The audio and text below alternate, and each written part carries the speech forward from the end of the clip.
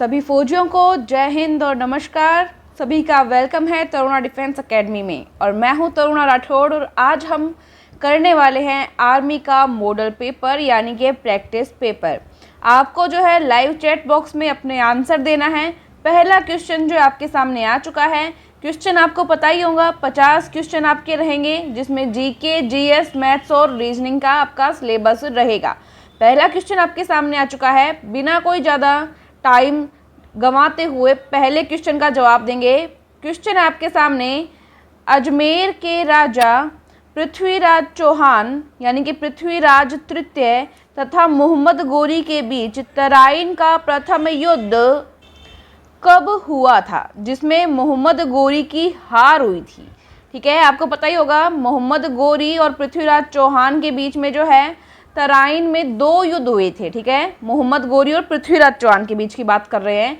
तो जो पहला युद्ध था, पहला युद्ध हुआ था 1191 में। कब हुआ था? 1191 में, जिसके अंदर विजय किसकी हुई थी? पृथ्वीराज चौहान की विजय हुई थी और मोहम्मद गोरी की क्या हुई थी? हार हुई थी। उसके बाद में जो है पृथ्वीराज चौहान ने मोहम्मद गोरी को माफ़ कर दिया था और वो वापस अपने देश चला गया था। और उसके बाद में क्या हुआ, एक ही साल में मोहम्मद गोरी ने वापस योजना बनाई और उसने छल और कपट का सहारा लेते हुए 1192 का जो तराइन का द्वितीय युद्ध हुआ था, इसके अंदर पृथ्वीराज चौहान को जो है बंदी बना लिया था और वो अपने साथ उसको गजनी ले गया था। तो ये इसकी रही है। पूरा जो क्या टॉपिक रहा है वो तो हम जो जीके की टॉपिक वाइज क्लास होगी उसमें पढ़ेंगे, बट मोटे तौर पर जो बात थी मैंने आपको बता दी है।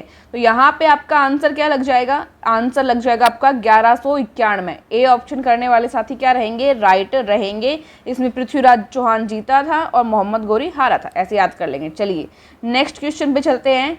भारतीय राष्ट्रीय कांग्रेस का प्रथम अधिवेशन कहाँ हुआ था? जल्दी बताएंगे। ऑप्शंस आपके सामने, बम्बई, कोलकाता, सूरत, लखनऊ। देखो, जो वर्तमान का मुंबई है इसको पहले बम्बई बोला जाता था और ये जो कांग्रेस का प्रथम अधिवेशन रहा था ये बम्बई में हुआ था। ए ऑप्शन राइट रहेगा। Very good. नेक्स्ट क्वेश्चन, पृथ्वी सूर्य से तीसरा ग्रह है तथा यह किसके बीच में अवस्थित है? किसके बीच में है आपको बताना है। देखो, मैंने सौरमंडल वाला टॉपिक आपको करवा दिया है। आपको पता होना चाहिए कि इस तरह से क्या होता है, आपका सूर्य होता है। सूर्य के सबसे नज़दीक क्या होता है? बुध होता है। ये मैंने आपको बताया ही था। बुध के बाद में कौन सा ग्रह आता है? शुक्र ग्रह आता है, ये भी बताया था। इसके बाद में तीसरे नंबर पे कौन आता है? हमारी पृथ्वी आती है। कौन आती है? हमारी पृथ्वी। आपको क्या क्वेश्चन पूछा है कि जो पृथ्वी है, पृथ्वी किसके बीच में स्थित है, आपको ये बताना है। पृथ्वी के बाद में क्या आता था? बताया था ना, क्या आता था? मंगल। पृथ्वी के बाद में क्या आता था? मंगल। ठीक है, आपको बताना किसके बीच में है। तो शुक्र और मंगल के बीच में हो गई ना पृथ्वी। तो ए ऑप्शन क्या रहेगा यहाँ पे? राइट रहेगा। जिसने सौरमंडल वाली क्लास नहीं देखी है, सौरमंडल वाली क्लास देख लेना, सारे उसमें क्वेश्चन कवर हो जाएंगे। नेक्स्ट क्वेश्चन आपका आ चुका है। उससे पहले एक बार बुक का बता देते हैं, बार बार स्टूडेंट पूछते रहते हैं। देखो, अगर आपको जो पूरा नोट्स वाइज पढ़ना है, इसमें हर एक टॉपिक, ग्रीन वाली जो बुक है, हर एक टॉपिक दिया हुआ है जो आपका आर्मी का रहता है। उसके बाद में उसके 1 लाइनर क्वेश्चन भी दिए हुए हैं और फिर उसके बाद में जो प्रैक्टिस क्वेश्चन दिए हैं, ऑब्जेक्टिव क्वेश्चन जिसमें 4 ऑप्शन रहेंगे, वो सभी क्वेश्चन दिए हुए हैं। तो ये इसमें 2500 के अराउंड क्वेश्चन है। ठीक है, ओरिजिनल पेपर भी दिए हैं, कलर विजन चार्ट भी दिए हैं। घर बैठे कलर विजन की जांच कर लेना। जीके, जीएस, मैथ्स और रीजनिंग का फुल सिलेबस आपको दिया है नए पैटर्न के अकॉर्डिंग। इसके बाद में आर्मी प्रैक्टिस पेपर बुक, जिसमें ये येलो वाली बुक रहेगी आपकी, इसमें प्रैक्टिस पेपर दिए हैं और सभी पेपर का सॉल्यूशन दिया है हर एक क्वेश्चन का। तो बहुत ही ईजी है। चलिए, अब यहाँ पे देखने लायक बात ये है कि ये बुक आप घर मंगवाना चाहते हो तो फ्लिपकार्ट, अमेजोन के थ्रू मंगवा सकते हो। अगर वहाँ पे नहीं मिल रही है तो फिर इसका कोरियर लगवा दिया जाएगा। आप टेक्निकल टीम से बात कर सकते हो, ये व्हाट्सएप नंबर आपको दिए हैं। ई बुक लेना चाहो तो 30 रुपये में आपको ग्रीन बुक की और 20 रुपये में येलो बुक की PDF आपको मिल जाएगी, ई बुक, जो कि आपकी ईमेल ID पे आ जाएगी। इंग्लिश मीडियम स्टूडेंट के लिए 19 रुपये में ये बुक रेडी की गई है। GD clerk, technical tradesman, NA के लिए टॉपिक वाइज बुक है। सभी टॉपिक दिए हैं, फिजिक्स, केमिस्ट्री, बायोलॉजी और जो आपका इन्वायरमेंट रहता है, फिर ऑब्जेक्टिव क्वेश्चन है, 1 लाइनर क्वेश्चन है। तो 19 रुपये में आप ये ई बुक ले सकते हैं काफ़ी। और ये आपका टाइम टेबल है, नोट कर लेना।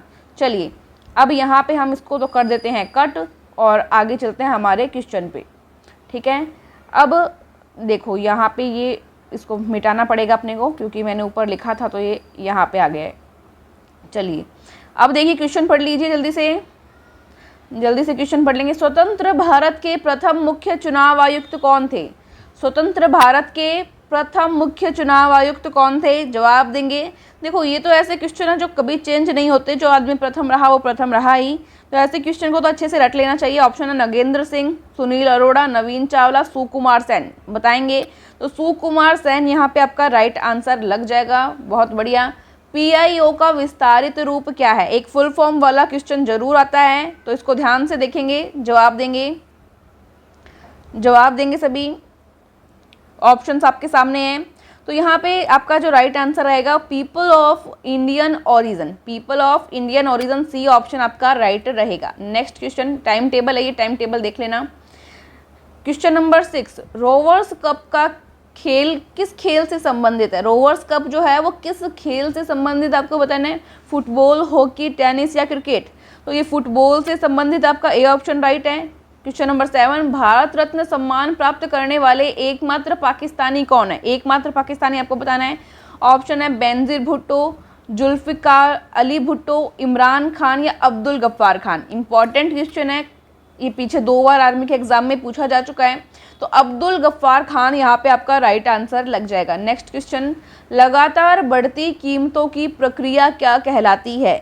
जवाब देंगे। लगातार जो कीमत है वो बढ़ती ही जाए तो ये प्रक्रिया क्या कहलाती है? थोड़ा बहुत शेयर मार्केट देखते होंगे आप लोग भी, जवाब दीजिए। मंदी, मुद्रास्फीति, अति उत्पादन या कीमत विभेद? तो ये मुद्रास्फीति कहलाती है, बी ऑप्शन राइट रहेगा। थोड़ा बहुत न्यूज़पेपर पढ़ा करो तो इन सब की जानकारी रहेगी। निम्नांकित में से कौन गाइडेड मिसाइलों के निर्माण से संबंध है? ठीक है, संबद्ध है। गाइडेड मिसाइल ऑप्शंस हैं Bharat Electronics Limited, Hindustan Aeronautics Limited, Bharat Earth Movers Limited, Bharat Dynamics. जवाब देंगे जल्दी से। तो भारत डायनामिक्स जो है वो गाइडेड मिसाइल के निर्माण से संबंधित है। डी ऑप्शन करने वाली फौजी क्या रहेंगे? राइट रहेंगे। नेक्स्ट क्वेश्चन, ऑस्ट्रेलिया तथा ओसेनिया में कौन शामिल है? ऑस्ट्रेलेशिया और ओसेनिया में कौन शामिल है? जवाब देंगे।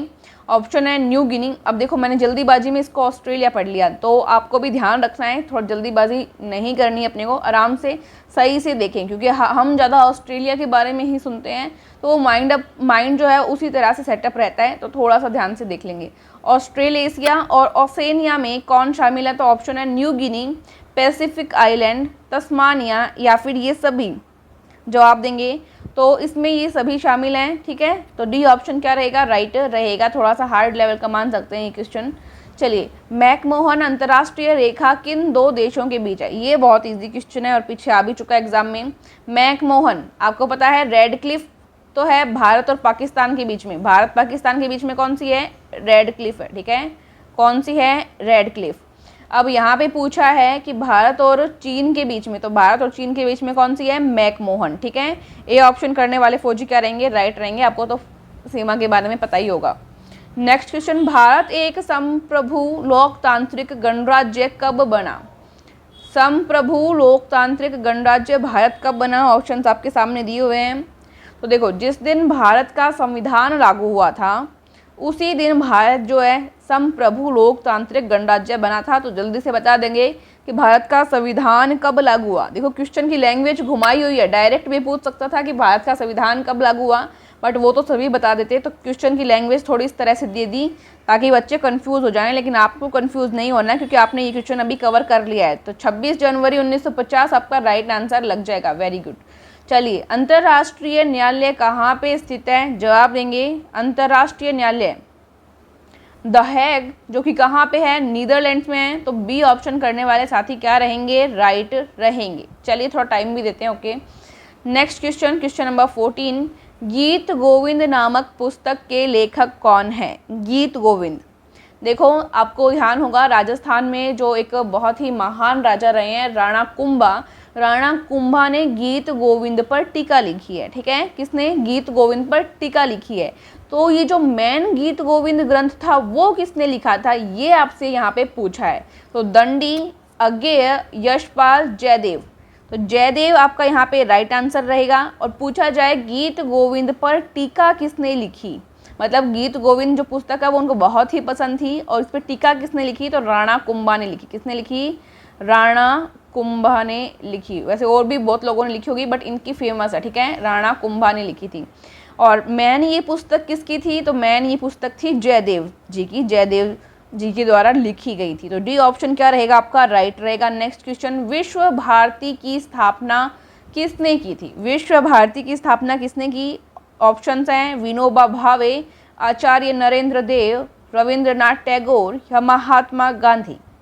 तो रविंद्रनाथ टैगोर जी ने विश्व भारती की स्थापना की थी। सी ऑप्शन आपका क्या रहेगा, राइट रहेगा। वेरी गुड, आपने 15 क्वेश्चन जो है जीके के कवर कर लिए हैं। जीके क्वेश्चन हो चुके हैं आपके। ईमानदारी के साथ सभी फौजी जवाब देंगे कि कितने क्वेश्चन 15 में से सही किए हैं, ठीक है। चलिए अब हम चलते हैं हमारे साइंस वाले पोर्शन पे। मैथ्स और रीजनिंग भी आएगी इसके बाद में। न्यूटन के गति के प्रथम नियम से किस राशि की परिभाषा मिलती है, किस राशि की परिभाषा मिलती है आपको बताना है। ऑप्शन है आपके सामने, त्वरण, बल, ऊर्जा और दाब।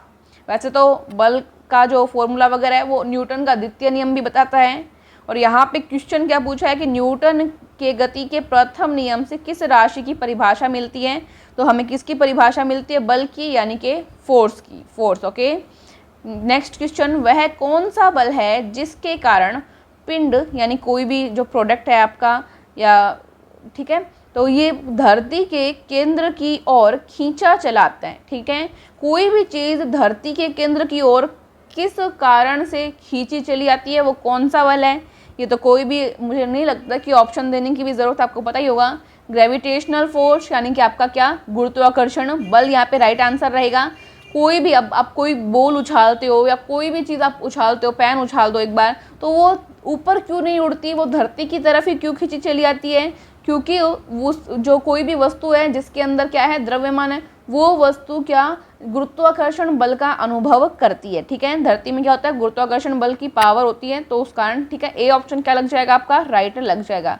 नेक्स्ट क्वेश्चन, क्षैतिज वृत्त में नियत चाल से गतिशील वस्तु के लिए क्या नियत रहेगा। क्षैतिज वृत्त, ठीक है, क्षैतिज वृत्त में नियत चाल से कोई भी वस्तु है वो नियत चाल, कांस्टेंट स्पीड से चल रही है, ठीक है, कांस्टेंट स्पीड से। मानो ये कोई वस्तु चल रही है, कांस्टेंट स्पीड से चल रही है, ठीक है, तो उसके लिए क्या नियत रहेगा ये आपको बताना है। ऑप्शन आपके सामने है, वेग नियत रहेगा, त्वरण नियत रहेगा, गतिज ऊर्जा नियत रहेगी, वेग तथा त्वरण दोनों नियत रहेंगे। सारे ऑप्शंस आपके सामने आ चुके हैं, तो जल्दी जवाब देंगे सभी फौजी। एक्चुअली ये जो क्वेश्चन है ये मुझे लगता है कि थोड़ा सा मॉडिफाई किया जाना चाहिए था। मतलब कि देखो, जैसे मैं आपको एक एग्जांपल से समझाती हूँ कि ये कोई वृत्तीय गति कर रहा है, मतलब कोई पिंड है और वो वृत्तीय गति कर रहा है इस पर, ठीक है। अब क्या होता है इसमें कि वेग क्या होता है, वेग होती है आपकी सदिश राशि, ठीक है। वेग और त्वरण दोनों कैसी राशि होती है, सदिश राशि। सदिश का मतलब जिसमें परिमाण की भी आवश्यकता होती है और दिशा की भी आवश्यकता होती है, दोनों पे डिपेंड करती है वेग, ठीक है। और सेम कहानी है त्वरण के साथ में, सेम कहानी है त्वरण के साथ में। त्वरण भी कैसी राशि है, सदिश राशि है, ठीक है। वेग में परिवर्तन की दर ही त्वरण होती है, वेग में परिवर्तन की दर क्या होती है, त्वरण होती है, ठीक है। मतलब ये दोनों एक दूसरे पे डिपेंडेंट रहते हैं, समझ गए आप। चलिए अब यहाँ पे मैं क्या मॉडिफाई करना चाह रही हूँ कि ये जो क्वेश्चन है, अब देखो इसमें कोई पिंड है वो गति कर रहा है। अब ये गति कर रहा है तो इसमें वेग की दिशा ये रहेगी, वेग तो समान है, मान लो 5 किलोमीटर, ठीक है, 5 किलोमीटर प्रति घंटा है, ठीक है, ये मान लिया समान है, लेकिन दिशा तो चेंज हो रही है। अब पिंड यहाँ आ गया, अब पिंड यहाँ आ गया, अब ये यहाँ पे आ गया, तो दिशा इधर हो गई। दिशा तो चलने के साथ में चेंज हो रही है, और वेग क्या होता है, सदिश राशि होती है, तो इसमें परिमाण और दिशा दोनों निर्भर करते हैं। मतलब इनडायरेक्टली परिमाण तो चेंज नहीं हो रहा, परिमाण सब जगह 5 है, लेकिन दिशा तो चेंज हो रही है। यानी कुछ भी चेंज हो, परिमाण या दिशा, मतलब वेग में क्या हो गया, इनडायरेक्टली चेंज हो गया। और वेग में चेंज हो गया मतलब वेग में परिवर्तन हो गया, और वेग में परिवर्तन की दर ही क्या कहलाता है, त्वरण कहलाता है। मतलब वेग की दिशा में परिवर्तन आ रहा है तो त्वरण की दिशा में भी क्या रहेगा, परिवर्तन रहेगा। तो यहाँ पे इस क्वेश्चन में इनको देना चाहिए था कि वेग तथा त्वरण दोनों के परिमाण, या तो परिमाण दो, इसके साथ भी परिमाण दो कि ओनली परिमाण स्थिर रहेगा या परिमाण कांस्टेंट रहेगा और दिशा जो है चेंज हो रही है। आप देख रहे हैं दिशा यहाँ पे चेंज हो रही है, इस तरह आएगा, वो यहाँ पे घूमेगा, तो अंदर की तरफ जो है अभिकेंद्रीय बल काम करता है। पता है ना आपको, अभिकेंद्रीय बल अंदर की तरफ काम करता है जब भी कोई चीज़ ऐसे वृत्ताकार चक्कर लगाती है या घूमती है। तो या तो इनके साथ इसको परिमाण देने की आवश्यकता थी कि ओनली परिमाण में यानी मैग्नीट्यूड में फ़र्क आ रहा है, मैग्नीट्यूड नियत रह रहा है, सॉरी मैग्नीट्यूड क्या रह रहा है, नियत रह रहा है, लेकिन डायरेक्शन जो कि दिशा है वो चेंज हो रही है। तो ये क्वेश्चन थोड़ा सा इस तरह का हो गया है। तो यहाँ पे इसको हम सोल्व नहीं करते हैं, या तो ऐसे मान लो सोल्व नहीं करते हैं। और साथ में यहाँ पे अगर परिमाण दिया होता, क्या दिया होता, परिमाण दिया होता यहाँ पे कि ओनली इनके परिमाण की बात करें, तो परिमाण के लिए फिर यहाँ पे डी ऑप्शन क्या लग जाता, आपका राइट लग जाता, ठीक है, क्योंकि दिशा जो है दोनों के अंदर ही चेंज हो रही है। तो डी ऑप्शन हम कर लेंगे अगर परिमाण आएगा तो, और परिमाण नहीं आएगा तो ऐसा क्वेश्चन जो है वो कैंसिल हो जाएगा आर्मी के थ्रू। चलिए नेक्स्ट क्वेश्चन पे चलते हैं। क्वेश्चन नंबर 19, वास्तविक रूप से एक्सरे होते हैं, वास्तविक रूप से एक्सरे होते हैं। एक मिनट, एक और बात बता देती हूँ मैं। अगर यहाँ पे मानो परिमाण त्वरण वाले के साथ में दिया है, इसके साथ में परिमाण नियत रहेगा ऐसे लिख दिया, और वेग के साथ में परिमाण नहीं लिखा और इसके साथ में परिमाण नहीं लिखा, तब आपका राइट आंसर क्या लग जाएगा, तब आपका राइट आंसर फिर ये लग जाएगा, त्वरण परिमाण। जिसके साथ भी परिमाण नियत रहेगा ये बता दिया, वो आपका वहाँ पे राइट आंसर लग जाएगा, ठीक है। नेक्स्ट क्वेश्चन, वास्तविक रूप से एक्सरे होते हैं, वास्तविक रूप से धीमी गति के इलेक्ट्रॉन, धीमी गति के न्यूट्रॉन, तेज गति के न्यूट्रॉन या विद्युत चुंबकीय तरंगे। जवाब देंगे तो देखो, जो एक्सरे होते हैं वो विद्युत चुंबकीय तरंगे होती है, इलेक्ट्रोमैग्नेटिक वेव्स होती हैं। वेव्स का चैप्टर मैंने पढ़ा दिया है, उसमें बताया हुआ भी आपको। तो डी ऑप्शन आपका क्या लग जाएगा, राइट लग जाएगा। चलिए नेक्स्ट क्वेश्चन, जब कोई तरंग एक स्थान से दूसरे स्थान तक जाती है तो वह किसका परिवहन करती है, जल्दी बताएंगे, पदार्थ, ऊर्जा, द्रव्यमान या इनमें से कोई नहीं। पता है आपको तरंग क्या होती है, तरंग की परिभाषा ही मैंने आपको बताई थी कि ऊर्जा का जो संचरण करने वाली जो कारक होता है वही क्या होती है, तरंग होती है। तो किसका संचरण करती है, ये ऊर्जा का। बी ऑप्शन क्या लग जाएगा, राइट लग जाएगा। नेक्स्ट क्वेश्चन, संतुलित रासायनिक समीकरण में अभिकारक पक्ष व उत्पाद पक्ष में किसकी संख्या समान होती है। आपको पता है इधर होता है अभिकारक रिएक्टेंट और यहाँ पे होता है प्रोडक्ट, ये तो होता है रिएक्टेंट और ये होता है प्रोडक्ट, ठीक है। मतलब अभिकारक और उत्पाद, इनमें किसकी संख्या समान होती है ये आपको बताना है। ऑप्शंस हैं मोल, अणु, परमाणु या आयन। जवाब देंगे तो आपको पता होना चाहिए इसके अंदर परमाणुओं की संख्या समान होती है। सी ऑप्शन राइट है, ठीक है।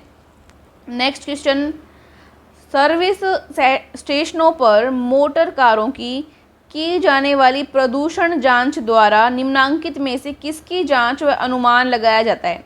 कभी आप गाड़ी चला रहे हो तो आप लोग क्या करते हैं कि जो प्रदूषण जांच केंद्र होता है या जो सर्विस स्टेशन होते हैं, कई बार जब गाड़ी पुरानी हो जाती है तो आप उसकी प्रदूषण की जांच के लिए लेके जाते हो आप उसको।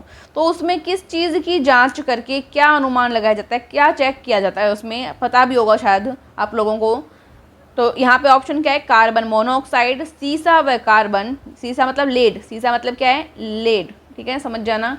कार्बन डाइऑक्साइड या नाइट्रोजन व सल्फर के ऑक्साइड यानी सल्फर डाइऑक्साइड मान सकते हो आप इसको। तो ऑप्शन आपके सामने सारे बता दिए गए हैं, जल्दी जवाब देंगे। तो देखो, जो सर्विस स्टेशन होते हैं उस पे मोटर कार जो होती है उसमें लेड और कार्बन के कणों की जांच की जाती है, क्योंकि ये जो है वातावरण को प्रदूषित करते हैं, ठीक है। और इसकी मात्रा धीरे धीरे जो है बढ़ जाती है जैसे जैसे गाड़ी पुरानी होती है। तो आपका यहाँ पे क्या लग जाएगा, बी ऑप्शन राइट लग जाएगा, सीसा व कार्बन के कणों की जाँच होती है, ठीक है। नेक्स्ट क्वेश्चन, जल का शुद्ध रूप है, जल का शुद्ध रूप, वर्षा का जल, भारी जल, भारी जल का सूत्र पूछा जाता है क्या होता है, D2O। और नॉर्मल जल का सूत्र क्या होता है, नॉर्मल जल का सूत्र बताएंगे H2O, ठीक है। H2O 2 हाइड्रोजन के अणु और एक यहाँ पे ऑक्सीजन है। और भारी जल का D2O, इसको मंदक वगैरह के रूप में जो नाभिकीय रिएक्टर रहते हैं उसमें काम में भी लिया जाता है। तो ये क्वेश्चन भी आ जाता है कई बार कि भारी जल का उपयोग कहाँ किया जाता है, तो नाभिकीय रिएक्टर वगैरह में इसका उपयोग कर लेते हैं, भारी जल का मंदक के रूप में, जिसमें कई बार ग्रेफाइट और ब्रोमीन वगैरह का भी उपयोग किया जाता है, ठीक है। अब आपको यहाँ जल के शुद्ध रूप के बारे में बताना है, जल्दी बताएंगे। सारे ऑप्शन आपके सामने रख दिए मैंने। देखो, जो वर्षा का जल होता है उसको संग्रह करना चाहिए, हमारे बड़े बूढ़े कहते हैं वर्षा के जल को संग्रह करना चाहिए। जिसको हम राजस्थानी भाषा में हम कुंड बोलते हैं, जिसमें छत को साफ़ कर दिया जाता है और जब बारिश होती है तो वो सारा पानी इकट्ठा होके उस कुंड में आ जाता है, ठीक है, जिसको टंकी भी बोल देते हैं कई जगह पे। तो ये आम भाषा में बोला जाता है। तो आपको पता होना चाहिए जल का शुद्ध रूप क्या हो गया, वर्षा का जल हो गया। ए ऑप्शन आपका क्या रह गया, राइट रह गया। नेक्स्ट क्वेश्चन, ब्लीचिंग पाउडर का रासायनिक नाम क्या है? ब्लीचिंग पाउडर का रासायनिक नाम, ऑप्शंस हैं sodium carbonate, calcium carbonate, sodium hydroxide, calcium hypochloride. जल्दी जवाब देंगे। ब्लीचिंग पाउडर,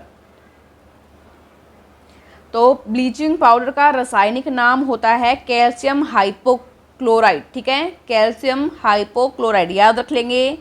चलिए वेरी गुड, डी ऑप्शन क्या लग जाएगा आपका, राइट लग जाएगा। नेक्स्ट क्वेश्चन, अमलगम में रहता है, अमलगम में क्या होता है आपको बताना है, क्या होता है अमलगम में? ऑप्शंस हैं Mg, Na, Hg या Cu। अमलगम में आपको पता है मरकरी, मरकरी यानी कि पारा, मरकरी यानी कि पारा रहता है, यानी कि इसका जो रासायनिक सिंबल है वो क्या है, केमिकल सिंबल Hg है मरकरी का, ठीक है। सी ऑप्शन करने वाले साथी क्या रहेंगे, राइट रहेंगे। नेक्स्ट क्वेश्चन बायोलॉजी का, मानव कोशिका में कितने गुणसूत्र उपस्थित रहते हैं? गुणसूत्रों की संख्या बतानी है, क्रोमोसोम, गुणसूत्र मतलब क्रोमोसोम की आपको संख्या बतानी है। मानव कोशिका यानी कि ह्यूमन सेल, ह्यूमन सेल जो होती है उसमें क्रोमोसोम की संख्या बताएंगे, कितने जोड़े रहते हैं, कितने गुणसूत्र हैं। अब देखो ये जोड़ों में दिए हुए हैं, वैसे आपको पता है 46 रहते हैं, वैसे आपको पता है 46, दो दो के पेयर रहते हैं, दो दो के कपल रहते हैं इसमें, और तो 46 के जोड़े कितने बन जाएंगे, 23 जोड़े बन जाएंगे। तो सी ऑप्शन यहाँ पे क्या हो जाएगा आपका, राइट हो जाएगा। इनकी संख्या कम ज़्यादा होने से अलग अलग टाइप की बीमारियाँ हो जाती है, वो बायोलॉजी वाले पार्ट में पढ़ लेना आप। निम्नलिखित में से कौन सी बीमारी विषाणु जनित है? विषाणु यानी कि वायरस, वायरस जनित बीमारी कौन सी है? ऑप्शन आपके सामने है, ये ट्रिक के साथ भी मैं बता दूंगी आपको, पीछे शायद बताया भी होगा, एक जो लेक्चर लगा होगा आपका, ट्रिक कि वायरस से कौन सा रोग होता है, जीवाणु से कौन सा है, प्रोटोजोआ से कौन सा है, कवक से कौन सा, ठीक है। तो ऑप्शन बताएंगे टाइफाइड, हैजा, टीबी और हेपेटाइटिस। जवाब देंगे हाँ, तो हेपेटाइटिस जो है वो विषाणु जनित रोग है। किससे होता है, ये विषाणु से होता है। डी ऑप्शन क्या लग जाएगा, राइट लग जाएगा, ठीक है। नेक्स्ट क्वेश्चन, पौधे के किस अंग को प्रकाश संश्लेषी अंग कहा जाता है? ठीक है, मतलब फोटोसिंथेसिस की जो प्रक्रिया होती है वो कौन से पौधे के पार्ट में होती है आपको बताना है। जड़ में, फूल में, तने में या पत्ती में। जड़ मतलब रूट है, ठीक है, रूट में, स्टीम में, या जो इसका फूल रहता है फ्लोवर, या फिर लीफ पत्ती। जवाब देंगे तो ये पत्ती में होती है, पौधे का जो हरा भाग रहता है उसमें होती है, तो पौधे की पत्तियों में डी ऑप्शन क्या लग जाएगा आपका, राइट लग जाएगा। क्वेश्चन नंबर 29, खाद्य ऊर्जा किसके द्वारा प्रदर्शित की जाती है? खाद्य ऊर्जा किसके द्वारा प्रदर्शित की जाती है? कैलोरी, किलोग्राम, मीटर या किलोवाट? बताएंगे। किलोग्राम जो होता है वजन से संबंधित होता है, पता ही है आपको, और जो मीटर होता है वो दूरी से संबंधित होता है, किलोवाट जो होता है बिजली से संबंधित रहता है। तो यहाँ पे आपका राइट आंसर क्या लग जाएगा, कैलोरी लग जाएगा, कोई दिक्कत नहीं है, ठीक है। ए ऑप्शन क्या रहेगा आपका, राइट हो जाएगा, कैलोरी। खाद्य ऊर्जा कैलोरी में नापी जाती है। हम कहते हैं ना कि किसी का वज़न बढ़ रहा है तो आपको कैलोरी बर्न करने की ज़रूरत है, थोड़ा एक्सरसाइज वगैरह कीजिए, रनिंग कीजिए, कैलोरी बर्न कीजिए, ठीक है। और जो हमारे फौजी भाई रहते हैं उनको हम कहते हैं कि आप लोग इतना मेहनत कर रहे हो तो आप कैलोरी गेन करो, बनाना खाओ या सोयाबीन खाओ, कैलोरी गेन करो, ठीक है। तो ये चीज़ें हम कहते रहते हैं। तो ए ऑप्शन क्या लग जाएगा, राइट लग जाएगा। नेक्स्ट क्वेश्चन, निम्न में से कौन सा शीत रक्त जानवर है? शीत रक्त जानवर आपको बताना है। ऑप्शंस हैं मेंढक, छिपकली, मछली या ये सभी। बताएंगे। तो देखो मेंढक, छिपकली और मछली ये तीनों ही शीत रक्त जानवर। डी ऑप्शन क्या लग जाएगा, राइट लग जाएगा, ठीक है। अब यहाँ पे आ चुके हैं आपके रीजनिंग के क्वेश्चन। ये जो क्वेश्चन है ये थोड़ा सा अलग क्वेश्चन लिया है, शायद इस टाइप का क्वेश्चन आपने पहले नहीं देखा हो। कुछ क्वेश्चन जो है थोड़े थोड़े अलग टाइप के भी लेंगे ताकि हर एक प्रकार के क्वेश्चन के लिए हम लोग पहले ही रेडी रहें, ठीक है। अब यहाँ पे हम करेंगे, एक बार पेन का कलर जो है चेंज कर लेते हैं आराम से, और अब कर लेंगे। एक सिक्के के चारों ओर उसी प्रकार के कितने सिक्कों को इस प्रकार रखा जा सकता है ताकि उनमें से प्रत्येक सिक्का बीच और अगल बगल वाले सिक्कों को स्पर्श करता हो। देखो ये एक सिक्का रख दिया, ठीक है, इसका नाम मैंने तरुणा रख दिया, ठीक है, ताकि आपको पता लग जाए हम इस सिक्के की बात कर रहे हैं। अब देखो इसके आसपास कितने सिक्के रख सकते हैं हम सेम साइज के, ठीक है, 1 2, आप लोग भी बना के देख सकते हैं 3। ये क्वेश्चन थोड़ा सा अलग टाइप का है, ये और ये। अब बताएं कितने सिक्के होंगे, तो 1 2 3 4 5 6, मतलब इस सिक्के के चारों ओर हम कितने सिक्के रख सकते हैं बताइए, 6 सिक्के रख सकते हैं। कितने सिक्के रख सकते हैं, 6 सिक्के रख सकते हैं। तो कौन सा ऑप्शन आपका राइट हो जाएगा, सी नंबर ऑप्शन आपका क्या हो जाएगा, राइट हो जाएगा, ठीक है, कोई दिक्कत नहीं है। 1 2 3 4 5 6, और इसको काउंट नहीं करना है क्योंकि इसकी तो हम बात कर रहे हैं कि इसके चारों ओर रखने हैं। तो ये थोड़ा सा अलग टाइप का क्वेश्चन है, आर्मी एक दो अलग टाइप के क्वेश्चन भी देख सकती है, इसलिए हम हर वीडियो में एक क्वेश्चन अलग टाइप का लेके आएंगे। नेक्स्ट क्वेश्चन है 32। ऐसा क्वेश्चन तो आर्मी देती है, पीछे भी आया आपको पता है। एक वर्ष में कितने महीनों में 30 दिन होते हैं, एक साल, ठीक है, एक साल में कितने महीने में 30 दिन होते हैं, कौन कौन से महीने हैं पहले तो वो देख लो। तो आपको पता ही होगा अप्रैल में 30 दिन होते हैं, ठीक है, फरवरी काउंट नहीं करेंगे क्योंकि फरवरी में 30 दिन नहीं होते हैं, ठीक है, अप्रैल, फिर जून में 30 दिन आता है, जून के बाद में सितंबर में, ठीक है, सितंबर में, उसके बाद में नवंबर में, उसके बाद में नवंबर में। तो कितने महीने हो गए, 1 2 3 4, ठीक है, तो यहाँ पे कितने महीने हो गए, 4 महीने। तो बी ऑप्शन क्या लग जाएगा आपका, राइट लग जाएगा। अब मैंने ये लिखा है ताकि आपको समझा दूँ, बट ये लिखने की ज़रूरत नहीं है, एग्जाम में आप क्या करोगे, सीधा आपको काउंट करना है। एक्चुअली हम बचपन में छोटे थे ना, तो वैसे बचपन में ही छोटे होते हैं, इसमें क्या खास बात है, बट जब छोटे थे तो हमें टीचर ने सिखाया था कि जो आपकी मतलब हाथ होता है, मुट्ठी को बंद करो और यहाँ से काउंट करना स्टार्ट करो। तो जो उभरा हुआ पार्ट है उस पे तो 31 मंथ वाले रहेंगे, और जो उभरा हुआ पार्ट नहीं है, जो बीच की जगह रहती है, फिंगर्स के बीच की जगह रहती है, उसको हम 30 मंथ वाले काउंट करेंगे, बट उसमें फरवरी काउंट नहीं होगी। तो इस तरह से आप भी काउंट कर सकते हैं, ठीक है। नेक्स्ट क्वेश्चन, निम्नलिखित संख्या श्रृंखला में गलत पद कौन सा है, रोंग कौन सा है, इसके अंदर से आपको बताना है। तो रोंग बताने के लिए पहले आपको इनके अंदर एक संबंध देखना पड़ेगा कि क्या रिलेशन है इनमें आपस में, ठीक है, रिलेशन चेक करेंगे। तो देखो 2 को हम 2 से गुणा करें, 2 को 2 से गुणा करें, 2 दूनी 4 हो जाएगा, और उसके अंदर पहले 2 से गुणा किया और फिर इसमें 2 ऐड कर दिया, तो कितने आ गए, 6 आ गए। 6 के साथ भी सेम काम करो, 6 को 2 से गुणा करो, 6 दूनी 12, और 12 में 2 जोड़ दो, कितने आ जाएंगे, 14, ठीक है। 14 को क्या करो, 2 से गुणा करो, तो 14 दूनी कितना हो जाएगा, इसको अलग रखना, ठीक है, अलग अलग रखना है इसको। 14 दूनी 28, और 28 में आप 2 जोड़ोगे, कितना आना चाहिए था, 30 आना चाहिए था, बट यहाँ पे क्या है, 31 है। कितना आना चाहिए, 30 आना चाहिए, तो यहाँ पे क्या है, 31 है। मतलब कौन सा पद रोंग हो गया, 31 वाला रोंग हो गया ना, ठीक है। अब एक आगे का और करके देख लो, देखो 30 को 2 से मल्टीप्लाई करो 60, और 60 में 2 जोड़ो, कितना आ जाएगा, 62 आ जाएगा। मतलब आगे वाली सही चल रही है, दिक्कत कहाँ में है, 31 में दिक्कत है, तो ये वाला लगा देंगे। तो बी ऑप्शन क्या लग जाएगा आपको, राइट लग जाएगा, ठीक है। चलिए कौन सा क्वेश्चन हो गया ये आपका 33। चलिए अब यहाँ पे नेक्स्ट क्वेश्चन देखते हैं 34, सबको दिख रहा है। निम्नलिखित विकल्पों में से भिन्न अक्षर चुनिए, मतलब अलग कौन सा है इनमें से, ठीक है। ऑप्शन है यहाँ पे मार्च, अप्रैल, जून और सितंबर। अभी ऊपर एक क्वेश्चन कराया था मैंने जिसमें 30 दिन कौन कौन से महीनों में होता है वो बताया था, मतलब बाकियों में कितने होंगे, 31 दिन होंगे। अब देखो मार्च को छोड़कर बाकी जितने भी महीने दिए हैं उन सभी में 30 दिन होते हैं, जून में भी 30 होते हैं, सितंबर में भी 30 होते हैं, अप्रैल में भी 30 होते हैं। मतलब अलग कौन सा हो गया, अलग मार्च हो गया, ठीक है, अलग क्या हो गया, मार्च। तो ए ऑप्शन राइट हो गया। नेक्स्ट क्वेश्चन, रीजनिंग इजी रहेगी, ज़्यादा हार्ड नहीं रहेगी, रीजनिंग इजी रहेगी, मैथ में ज़्यादा हार्ड क्वेश्चन आएंगे, रीजनिंग में 1-2 क्वेश्चन हार्ड देखने को मिल सकता है।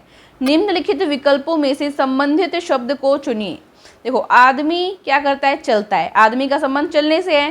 सांप क्या करता है, सांप तैरता है क्या, दौड़ता है, डसना या रेंगना। देखो अब आदमी की एक्टिविटी क्या बताइए, एक्टिविटी बताइए कि वो चलता है, तो सांप की एक्टिविटी क्या रहेगी इसमें, रेंगने की रहेगी।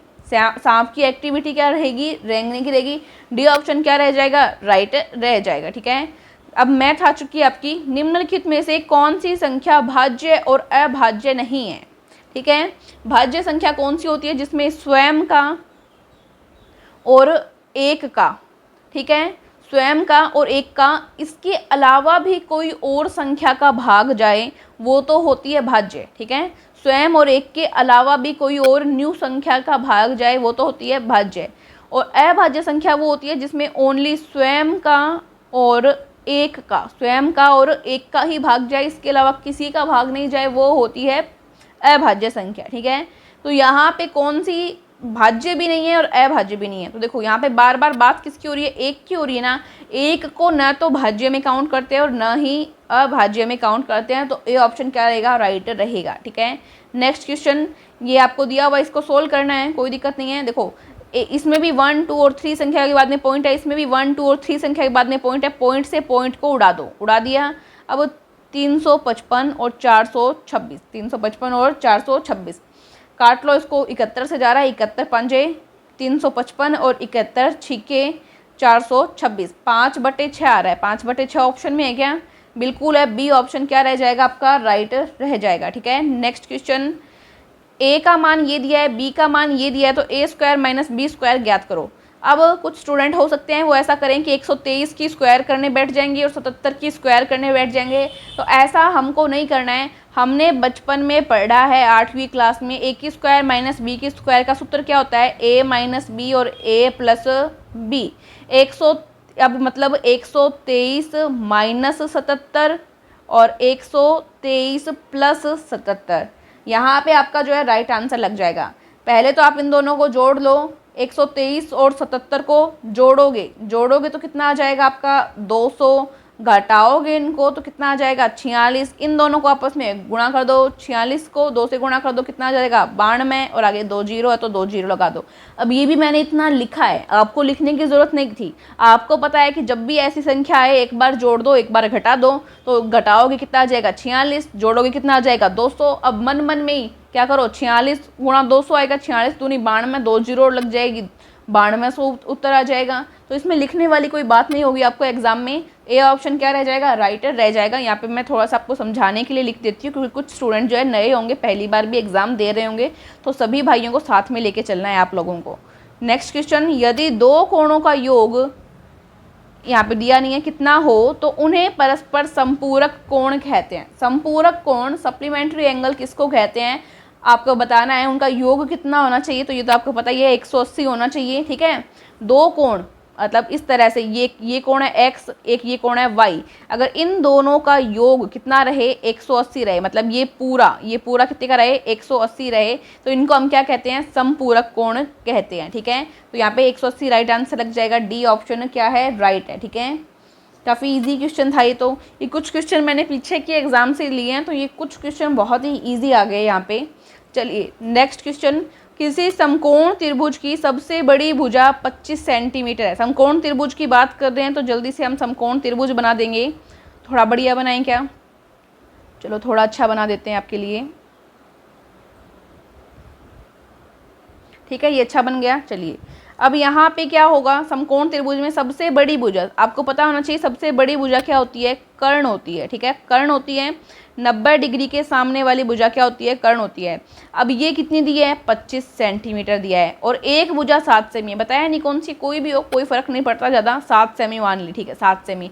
तो दूसरी जो अन्य भुजा बच गई, मतलब थर्ड जो भुजा बच गई, वो आपको याद करनी है। आपको पता है सूत्र पड़ा हुआ है, कर्ण की स्क्वायर माइनस आधार या लंब, एक ही बात ले लो, दूसरा आ जाएगा आधार की स्क्वायर, ठीक है, इसका रूट कर लेते हैं तो क्या आ जाता है, लंब आ जाता है, क्या आ जाता है, लंब। अब कर्ण की स्क्वायर कितनी है 25, 25 की स्क्वायर करो, आधार की स्क्वायर कितनी है 7, 7 की स्क्वायर करो, 25 की स्क्वायर कितनी होती है 625, 7 की स्क्वायर कितनी होती है 49, 625 में से 49 क्या कर दो, माइनस कर दो, कितना आ जाएगा 576, कितना आ जाएगा 576। 576 को ऐसे लिख सकते हो ना आप, इसका रूट करेंगे तो 24 गुणा 24 लिख सकते हो, 2 जोड़े बन गए, एक क्या निकाल लो, बाहर निकाल लो, तो 24 सेंटीमीटर आंसर आ जाएगा।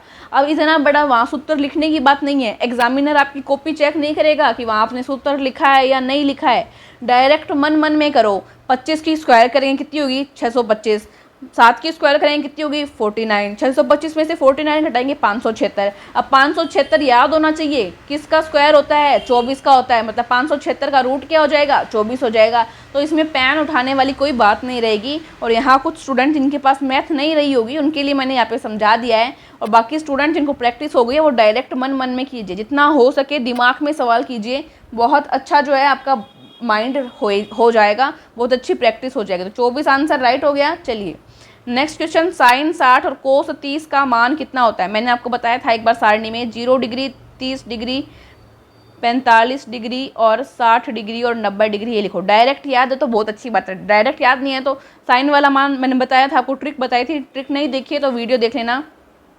साइन यहाँ पे आता है, साइन यहाँ पे आता है कोस, ठीक है। साइन में था 0, 1/2, 1/√2, √3/2 और 1। अब इसका जो पूंछ है ना पीछे वाला, इसको पकड़ के यहाँ ले आओ तो 1, मतलब पूरी संख्या को उल्टा कर दो 1, फिर √3/2, 1/√2, 1/2 और 0, पूरे का उल्टा कर दिया, ठीक है।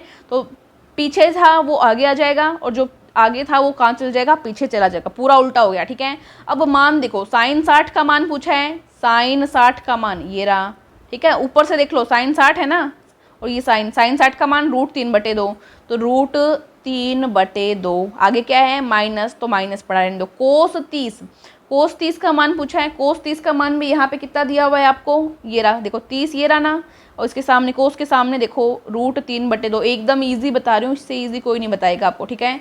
अब क्या करना है, इनको काट देना है, कितना आ गया 0 आ गया। अब ये कहानी तो उनके लिए करनी पड़ी जिनको सारणी याद नहीं है, जो ट्रिग्नोमेट्रिक फंक्शंस की सारणी है जिनको याद नहीं है, और जिनको याद होती वो डायरेक्ट क्या करेंगे, आपको पता होना चाहिए साइन 60 का मान मन में सोचेंगे √3/2 होता है, कोस 30 का मान कितना होता है, कोस 30 का मान भी √3/2 होता है, बीच में किसका निशान है, बीच में माइनस का निशान है, मतलब दोनों आपस में कट जाएंगे, 0 उत्तर आएगा। उस बच्चे को पेन उठाने की जरूरत ही नहीं पड़ती, तो सारणी को याद कर लेना। आंसर कितना आ गया आपका 0 आ गया क्या, तो 0 मिल रहा है क्या आपको, बिल्कुल मिल रहा है, सी ऑप्शन में मिल रहा है, बहुत बढ़िया।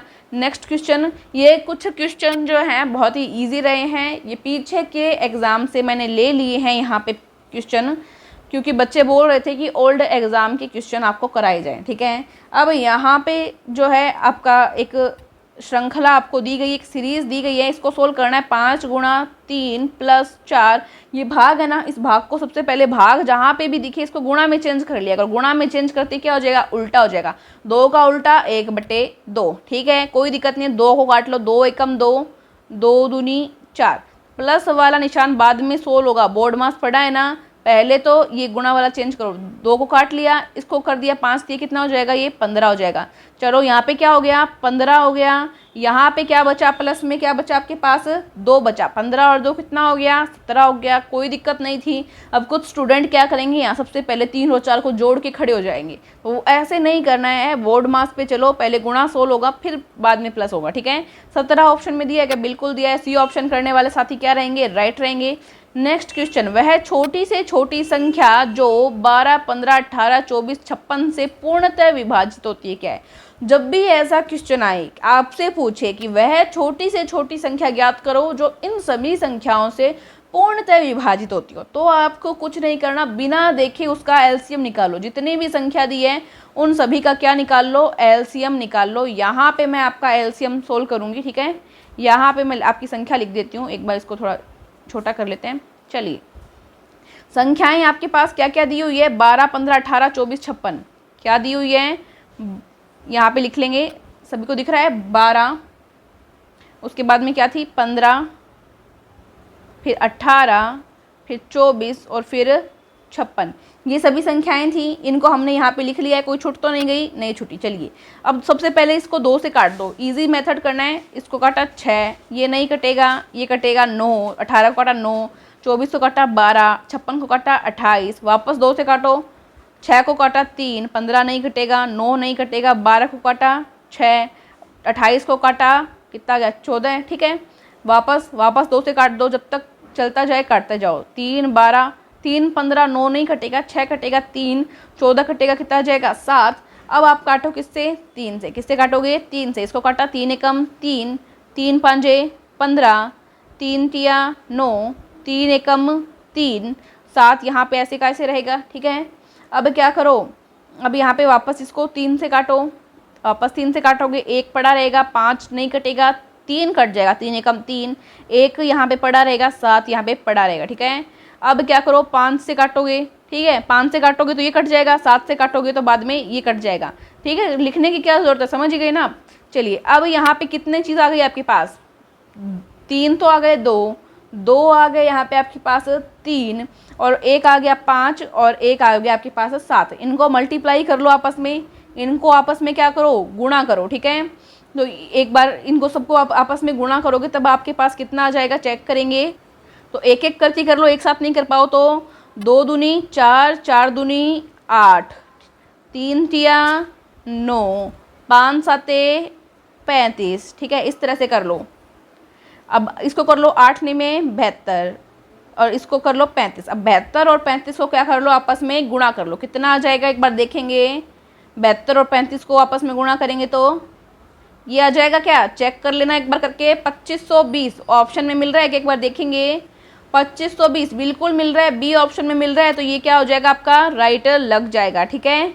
तो इसको एक साथ करना चाहो एक साथ गुणा कर लेना, मैंने ऐसे किया है एकदम इजी मेथड से, तो ऐसे कर लेना, कोई दिक्कत नहीं है। आपका आंसर क्या लगना चाहिए, सही लगना चाहिए बस, और कुछ नहीं चाहिए। चलिए बी ऑप्शन राइट लग गया। नेक्स्ट क्वेश्चन है, एक्स का 200% बराबर है 47 के, तो एक्स का मान क्या होगा, एक्स का मान क्या होगा आपको बताना है।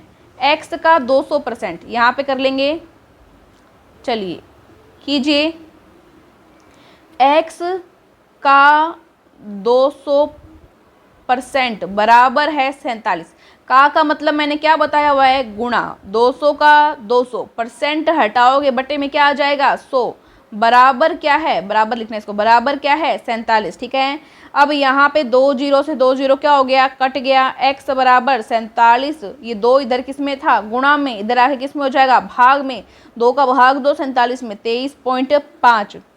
अब जिसको समझ में आता है उसको करने वाली कोई बात नहीं रहेगी, उसको ये यहाँ पे राम कहानी नहीं लिखनी, उसको क्या करना है, वो सीधा देखेगा का मतलब गुणा होता है, और प्रतिशत हटाएंगे बटे में 100 आएगा, 0 से 2 जीरो कट जाएगी, 2 बचेगा, 2 इधर गुणा में होगा, इधर जाके भाग में होगा, मतलब 47 का आधा हो जाएगा। 47 का आधा कितना होता है, 23.5। अब जिसकी प्रैक्टिस हो जाएगी वो तो बच्चा सीधा लिख देगा 23.5, करके नहीं देखेगा, और जिस बच्चे की प्रैक्टिस नहीं रहेगी उसको इस तरह से करके दिखाना होगा, ठीक है। तो इस तरह से प्रैक्टिस बनाओ ताकि डायरेक्ट क्वेश्चन कर सको। लेकिन डायरेक्ट एकदम क्या, आर्मी का जो एग्जाम रहता है उसमें आपको मिलती है भाई 60 मिनट, कितनी मिलती है, 60 मिनट, जो कि आप अगर इजी मेथड से भी करो ना तो भी क्वेश्चन सारे आराम से पूरे हो जाएंगे, एक एक स्टेप भी आप कर सकते हो तो भी पेपर आपका नहीं छूटेगा, ठीक है। तो ऐसे नहीं हो कि हड़बड़ी में जल्दीबाजी में गलत कर दें, जिसको आता है वो डायरेक्ट करें, जिसको नहीं आता है वो ऐसे इजी मेथड से कर दें। तो मैं दोनों तरीके बता रही हूँ। क्वेश्चन 45, किसी वस्तु को 696 रुपये में बेचने पर 25% की हानि होती है। हाँ, आर्मी में अपने को पूरा टाइम रहता है। देखो जो बैंक वगैरह के, बैंक के और एसएससी के पेपर रहते हैं ना, एसएससी आईबी, इनके जो पेपर रहते हैं इनके पेपर में टाइम बहुत कम होता है, क्वेश्चन ज़्यादा होते हैं और हार्ड भी होते हैं, ठीक है। तो उनमें टाइम कम रहता है तो वो बहुत जल्दी ट्रिक वगैरह लगाते हैं, और आर्मी के पेपर में पर्याप्त टाइम होता है, आराम से आप क्वेश्चन कर सकते हैं, ठीक है। किसी वस्तु को 696 रुपये में बेचने से 25% की हानि होती है, तो इसका क्रय मूल्य ज्ञात करो। क्या दिक्कत है, कोई दिक्कत नहीं है, ये क्वेश्चन भी पीछे आर्मी के एग्जाम में आया हुआ है तो मैंने यहाँ पे ले लिया, ठीक है। अभी करो, क्रय मूल्य का सूत्र बताया हुआ है मैंने, क्रय मूल्य बताया ना आपको। क्रय मूल्य क्या रहता है, क्रय मूल्य होता है विक्रय मूल्य। विक्रय मूल्य को क्या कर दो, 100 से गुणा कर दो, बटे में क्या लिख दो, 100 लिखो, और 100 माइनस क्या लिखो, हानि है यहाँ पे तो हानि प्रतिशत, ठीक है, हानि प्रतिशत, कोई दिक्कत नहीं है। विक्रय मूल्य कितना दिया हुआ है, 696, गुणा क्या लिखना है, 100, 100 में से क्या घटानी है, हानि। हानि कितनी दे रखी है, 25 दे रखी है ना, ये रही 25, तो 100 में से हानि घटाओ, 100 में से 25 घटाओगे कितने बचेंगे, 75। अब क्या करो, कोई दिक्कत नहीं है, काट लो, 25 से काट लो, 25 दिए 75, 25 चौके 100, ठीक है। अब इसको काट लो, 3 एकम 3, 3 दूनी 6, 3 तिया 9, और 3 दूनी 6, 232 आ गए। इस 232 को इस 4 से गुणा कर दो, 232 को क्या कर दो, 4 से गुणा कर दो, कितना आ जाएगा आपके पास, 4 दूनी 8, और ये कितना आ गया, 2 और 9, 928 आ रहा है क्या, 928 आ रहा है, एक बार देख लेना, ऑप्शन चेक करेंगे तो बिल्कुल आ रहा है। डी ऑप्शन क्या रह जाएगा आपका, राइट रह जाएगा। गुणा भाग देख लेना एक बार, कहीं जल्दीबाजी में कोई गलती नहीं हो जाए, ठीक है। डी ऑप्शन राइट आ रहा है। क्वेश्चन नंबर 46, 8, 6, 2, 9 और 5 का औसत। औसत का सूत्र बताया हुआ है। औसत का सूत्र बताया हुआ है, क्या बताया था, राशियों का योग बटे राशियों की संख्या।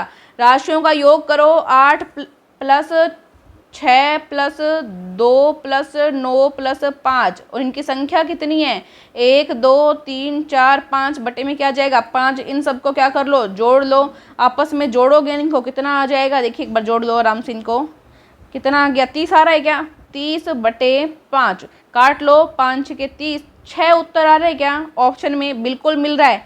बी ऑप्शन क्या हो जाएगा, राइट हो जाएगा। पीछे के एग्जाम में क्वेश्चन आया हुआ है, सारे क्वेश्चन हम कवर कर लेंगे पीछे के 5 साल में आए हुए, ठीक है। 10 किलोमीटर में कितने मिलीमीटर होते हैं, 10 किलोमीटर में कितने मिलीमीटर होते हैं आपको बताना है। पहले तो आप मुझको ये बताओ कि 1 किलोमीटर में कितने मीटर होते हैं, 1 किलोमीटर में कितने मीटर होते हैं, तो 1000 मीटर होते हैं, पता ही है क्या होता है 1000 मीटर, नहीं दिख रहा क्या, 1 किलोमीटर में कितने मीटर होते हैं 1000 मीटर, ठीक है। और 1 मीटर में बताओ, 1 मीटर में कितने मिलीमीटर होते हैं, तो 1 मीटर में मिलीमीटर होते हैं 1000 मिलीमीटर, पता है ना, 1000 मिलीमीटर, जिसको हम मीमी बोल देते हैं, 1000 मिलीमीटर, ठीक है। तो क्या समझे कि 1 किलोमीटर में कितने मिलीमीटर हो जाएंगे, 1000 ये कितने हो गए, कितनी बिंदी आ गई, 1 2 3 1 2 3, टोटल 6 आ जाएंगी जीरो, टोटल कितनी जीरो आ जाएंगी 6, 3 तो ये और 3 ये, तो 1 किलोमीटर में इतने क्या रहेंगे आपके मिलीमीटर रहेंगे, ठीक है। इसको आप लिख सकते हो 10 की पावर 6, 10 की पावर 6, क्योंकि 6 जीरो है, ठीक है। अब आपसे पूछा है क्वेश्चन में कि 10 किलोमीटर, क्या पूछा है, 10 किलोमीटर में कितने मिलीमीटर होते हैं। आपने 1 किलोमीटर का यहाँ निकाल लिया, अब निकालना है आपको 10 किलोमीटर का। 10 किलोमीटर में कितने हो गए, देखो 10 की पावर 6 तो यहाँ पे था ही, एक 10 आपको और यहाँ पे ऐड कर देना है, इसके पावर कुछ नहीं है, मतलब क्या है 1 है, 6 और 1 कितनी हो गई 7, 10 की पावर 7। ये समझाने के तरीके से बताया है, ठीक है, किस तरीके से, समझाने के तरीके से, जिन स्टूडेंट को पता नहीं है उनके लिए, और जिनको पता हो उनके लिए क्या है, और आज के बाद में जिनको नहीं पता था उनके लिए भी अब क्या हो जाएगा, 1 किलोमीटर में मन में सोचो 1000 मीटर, 1 मीटर में 1000 मिलीमीटर, टोटल कितने हो गए 10 की पावर 6 हो गई। अब यहाँ पे किसका पूछा है, 10 का पूछा है, तो एक और हो जाएगी, तो 10 की पावर क्या आ जाएगी 7 आ जाएगी। कोई दिक्कत थी क्या, कोई दिक्कत नहीं थी। अच्छा ऑप्शन नहीं लगाया क्या, कौन सा ऑप्शन लगेगा, 10 की पावर 7 वाला लगा लीजिए, तो क्या दिक्कत है, सी ऑप्शन हो गया, ठीक है। चलिए, कितना मूलधन 6% वार्षिक साधारण ब्याज की दर से 3 वर्षों में 90 रुपए का ब्याज देगा, 90 रुपए का ब्याज देगा। ये सूत्र मैंने कराया हुआ है, सरल ब्याज वाला करवाया हुआ है ना, तो क्या कर लोगे, कोई दिक्कत नहीं, यहाँ पे लिखो सिंपल इंटरेस्ट, मतलब ब्याज बराबर क्या होता है PRT बटे 100, मूलधन गुणा दर गुणा समय बटे 100। ब्याज कितना दिया है 90, मूलधन कितना दिया है, नहीं दिया क्या, मूलधन पूछा है नहीं दिया, मूलधन को P पड़ा रहने दो, प्रिंसिपल, ठीक है। रेट कितनी दी है, दर कितनी दी है 6, समय कितना दिया है 3 वर्ष, समय कितना दिया है 3 वर्ष, बटे में क्या है 100, कोई दिक्कत नहीं है। ये देखो 90 यहाँ पड़ा है, पड़ा रहने दो, ये 2 0 यहाँ ऐड कर दी क्यों, गुणा हो जाएगा, ठीक है। ये 6 भी यहाँ भाग में, 3 भी यहाँ भाग में, क्या बचेगा P बचेगा, क्या बचेगा P बचेगा। अब कुछ स्टूडेंट को डायरेक्ट मूलधन का सूत्र याद है तो वो भी कर सकते हैं, बाकी एक सूत्र याद रखो ना, दिक्कत क्या है, जो भी चीज़ निकालनी हो, मूलधन पूछी है तो मूलधन को अकेला छोड़ दो, बाकी सबको इधर ले आओ, दर पूछी है तो दर को अकेला छोड़ दो, बाकी सब इधर ले आओ, आराम से हो जाएगा। अब क्या करना है, अब इसको काट देना है, कोई दिक्कत नहीं है, आराम से काट दो, 3 से काट लो, 3 से काटेंगे तो 3 तिया 9, 1 2 3 0, ठीक है। 6 से काट दो, 6 5 30 और 2 0 बच जाएगी, कितना बच गया 500, कितना बच गया 500। ऑप्शन है क्या, ये पास में ही पड़ा ऑप्शन, ये रहा डी ऑप्शन, क्या लग जाएगा आपका, राइट लग जाएगा। नेक्स्ट क्वेश्चन 0.2, 0.12 और 0.3 का चतुर्थानुपाती क्या है, चतुर्थानुपाती जब भी ज्ञात करना हो आपको पता होता है कि जो ये संख्याएं हैं, मतलब बाहर वाली, इसको चतुर्थानुपाती की जगह x मान लो, चलो मैं कहाँ पे करूँ इसको, यहाँ पे कर लेते हैं ये सवाल। 0.2, ठीक है, अनुपात लगा लो 0.12, 12 को डायरेक्ट 12 नहीं बोलते, 0.12 बोलते हैं, फिर समानुपात 0.3 और फिर वापस अनुपात x मान लो। चतुर्थानुपाती को क्या मान लो, x मान लो। सबको दिख रहा है, सबको दिख रहा है ना, ये समानुपात का निशान है, समझ गए ना आप सभी, ठीक है। चलिए अब जब भी इस तरह का आपको मिले, क्या करो, बाहर वाले पदों का गुणा और अंदर वाले पदों का गुणा। बाहर वालों का गुणा करोगे तो 0.2 गुणा x, अंदर वालों का गुणा करोगे तो 0.12 गुणा 0.3। ईजी तरीके से कर रहे हैं ताकि जो भी नए स्टूडेंट पहली बार पेपर दे रहे हैं वो भी आराम से कर सके। 0.12 0.3 गुणा मत करना, एक बार काट लेंगे इनको आगे। ये इधर गुणा में था, किस में आ जाएगा, यहाँ पे भाग में आ जाएगा, 0.2 काट लिया। अब इसको सोल्व कर दो, कुछ नहीं है, ठीक है। सोल्व कैसे करोगे, ये एक पॉइंट है, एक संख्या के बाद में पॉइंट, इस पॉइंट से ये वाला पॉइंट उड़ा दो, क्योंकि इसमें भी एक संख्या के बाद में पॉइंट, इसमें भी एक संख्या के बाद में पॉइंट। ऊपर क्या रहता है, ऊपर रहता है आपका 1 और 2 संख्या के बाद में पॉइंट है ना यहाँ, तो पॉइंट हटाओ और बट्टे में क्या ले आओ, 2, 0 लग जाएंगी। ऊपर क्या बचा आपका, 3 बचा, नीचे क्या बचा आपका, 2 बचा, इसको काट लो, 2 छिके 12, कितना बचा, 2 छिके 12, 6 तिये 18, 18 बट्टे में क्या है, 2 0, 2 0 हटाओगे तो 2 संख्या के बाद में क्या लग जाएगा, पॉइंट लग जाएगा, ठीक है। और इनको हटाने की भी ज़रूरत नहीं है, डायरेक्ट आप इसको काट लो, डायरेक्ट इसको काटोगे और फिर 3 से गुणा कर लेना, ऐसे भी हो सकता है, चाहो तो ऐसे भी कर सकते हो, दोनों तरीके आपके पास। तो 0.18, 0.18 उत्तर आ रहा है क्या, बिल्कुल आ रहा है, सी ऑप्शन क्या है, राइट है। नेक्स्ट क्वेश्चन, एक साइकिल सवार 5 मीटर प्रति सेकंड की चाल से 5 घंटे में कितने किलोमीटर की दूरी तय करेगा। जल्दी जवाब देंगे। देखो साइकिल सवार है, वो जा रहा है, आपको पता है उसकी क्या दे रखी है, यहाँ पे चाल दे रखी है 5 मीटर प्रति सेकंड, ठीक है। समय दे रखा है, दूरी पूछी है, क्या पूछी है, दूरी। दूरी का सूत्र क्या होता है, चाल गुणा समय। दूरी का सूत्र क्या होता है, दिख रहा है ना, चाल गुणा समय, ये होता है, ठीक है। दूरी ज्ञात करोगे, चाल कितनी दे रखी है आपको, 5 मीटर प्रति सेकंड दे रखी है। ध्यान देने वाली बात ये है, यहाँ पे मीटर प्रति सेकंड में दिया है और यहाँ पे क्या है, घंटे में, ठीक है। तो पहले तो चाल को कन्वर्ट कर लो, किस में थी, चाल को कन्वर्ट कर रही हूँ मैं यहाँ पे किस में है, मीटर प्रति सेकंड में है, ठीक है। इसको मैं कन्वर्ट कर रही हूँ घंटे में, तो 5 को गुणा करना पड़ेगा आपको 18/5 से, तभी किस में हो जाएगी, किलोमीटर प्रति घंटे में। अभी किस में थी, मीटर प्रति सेकंड में थी। अब देखो इसको काट लो, अब क्या कर लो, काट लो, मतलब 18 आ गया। अब 18 किस में आ गया, ये 18 किस में आया, किलोमीटर प्रति घंटे में, किलोमीटर प्रति घंटे में आया ये, समझ गए। तो अब यहाँ पे चाल कितनी लिखो, 18 लिखो, दोनों सेम होने चाहिए, ठीक है। अब यहाँ पे समय, समय कितना है, 5 घंटे, 18 पंजू 90, 18 पंजू 90। और क्या पूछिए, दूरी पूछिए, किलोमीटर में आएगी, अब किलोमीटर में, ठीक है। ऑप्शन मिल रहा है क्या, बिल्कुल मिल रहा है। देखो समझाने में थोड़ा सा टाइम लगता है, स्क्रीन पे भी थोड़ा सा टाइम लग जाता है, लेकिन अब आपको ये समझ में आ जाना चाहिए कि मीटर प्रति सेकंड को डायरेक्ट हम किलोमीटर प्रति घंटे में कन्वर्ट करते हैं तो 18/5 से गुणा करेंगे। मन मन में सोचो, 5 से 5 कट जाएगा, 18 बचेगा, 18 बचेगा ना, तो ये सूत्र लिखने की भी यहाँ पे आपको ज़रूरत नहीं है, 18 बचेगा। समय का क्या दिया हुआ है, 5 दिया हुआ है, 18 और 5 को गुणा करेंगे तो 90 आएगा। ये सब मन में करने वाले सवाल हैं, लिखने की इनको ज़रूरत नहीं है। डी ऑप्शन क्या लग जाएगा, राइट लग जाएगा।